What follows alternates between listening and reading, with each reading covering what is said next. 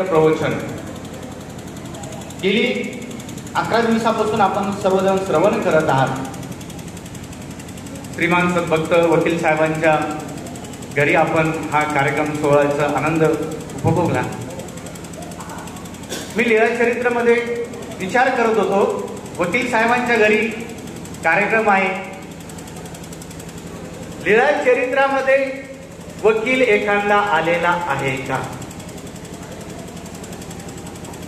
मी विचार केला, त्यावर चिंतन केलं. परमपूज्य आदरणीय चिंतनीजनक बाबांजींनी आम्हाला चिंतन करण्याचं शिकवलेलं आहे. चिंतनीमध्ये लीळाचरित्र खोलून बघितलं आणि विचार केला तर लीळाचरित्रामध्ये मला एक वकील सापडले.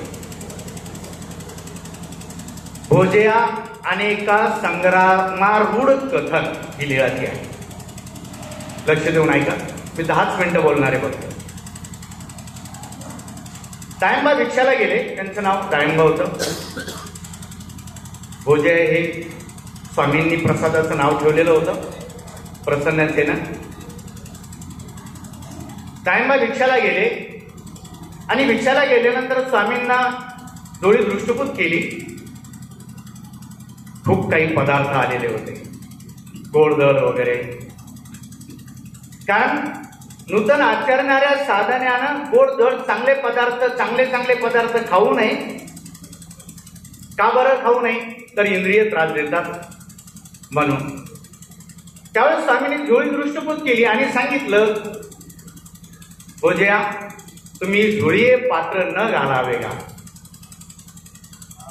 तुम्ही झोळीमध्ये पात्र घालू नका. का बरं घालू नका? कारण चांगले पदार्थ येणार, तुम्ही खाणार, मग इंद्रिय तुम्हाला त्रास देणार. जी काय हरकत नाही म्हटले, ठीक आहे. दुसऱ्या दिवशी 2 झोळीया केले, 4 वाखारे घातले, भिक्षेशी गेले आणि गेल्यानंतर स्वामींना येऊन झोळी दृष्टिपूत करतात. स्वामी हसले. पाहतात तर त्याच्यात पहिल्यापेक्षाही भारी पदार्थ, सुंदर पदार्थ. त्यावेळेस स्वामी हसले आणि हसल्यानंतर स्वामी म्हणतात, भोजा अनेका संग्रामारूढ. दायंबाचं काय बाबा, भोजाचं काय? अनेका संग्रामारूढ म्हणजे युक्त्या प्रयुक्त्याने परिपूर्ण. मग युक्त्या प्रयुक्त्याने परिपूर्ण ते कसे? कारण स्वामींनी सांगितलं की झोळीमध्ये पात्र घालायचं नाही. यस, ठीक आहे, काय हरकत नाही. कशासाठी घालायचं नाही ते स्वामींनी सांगितलेलं होतं. ते त्यांच्या लक्षात आलं.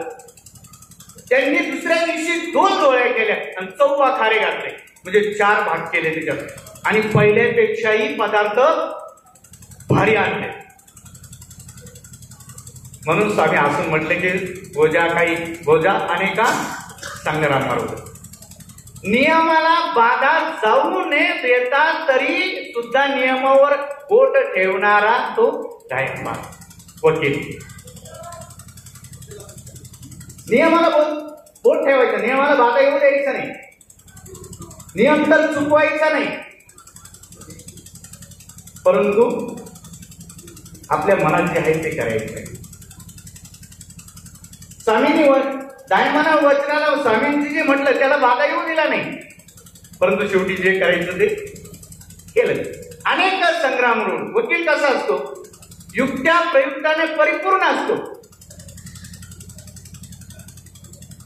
4 वकील एका हॉटेलमध्ये गेले. गेल्यानंतर तिथं लिहिलेलं होतं, बोर्ड लिहिलेला होता की इथं घरचे डब्बे जेवण चालणार नाही, घरून आणलेलं भोजन चालणार नाही. 4 वकील गेलेले होते, बसलेले होते एकमेकांसमोर. मित्र होते, ते बसले होते, डबे समोर होते. नोकर येऊन पाहत होता. वकिलाच्या लक्षात आलं ते. नंतर शेवटी मालक येऊन पाहत राहतो. मालक ज्यावेळेस आला आणि पाहत होता त्यावेळेस 4 वकिलांनी काय केलं, एकमेकाचे डबे एकमेकांसमोर केले. मग भोजन करायला सुरुवात केली. मालक तिथून चालले गेले. नाही लक्षात आलं? आपण घरी आणलेले डबे जेवायचे नाही, पण एकमेकाचे डबे जेवायला चालतात ना, म्हणून जेवायला काय हरकत नाही. मालक चालल्या गेले. परब्रह्म परमेश्वर भगवान स्वामींनी सुद्धा लीळा चरित्रामध्ये सुद्धा दायंबा हे वकील होते एका दृष्टिकोन, अनेका संग्रामातून होते, युक्त्या प्रयुक्ताने परिपूर्ण होते. नियमावर बोट ठेवून चालणारा, परंतु नियमाला बाधा न येऊ देणारा. व्याख्या काय वकिलाची? नियमावर बोट ठेवून चालणारा, परंतु नियमाला बाधा न येऊ देणारा तो लीळा चरित्रामध्ये दायंबा. खरंच स्वामींनी जीवनामध्ये जे सांगितलेले आहे की आपण जे स्वामींनी जो आचार सांगितला त्या आचाराला बाधा येऊ दिला नाही पाहिजे कोणत्याही गोष्टीला. दायंबा कलाकार होते ती गोष्ट वेगळी आहे की नाही. तर गेली 11 दिवसापासून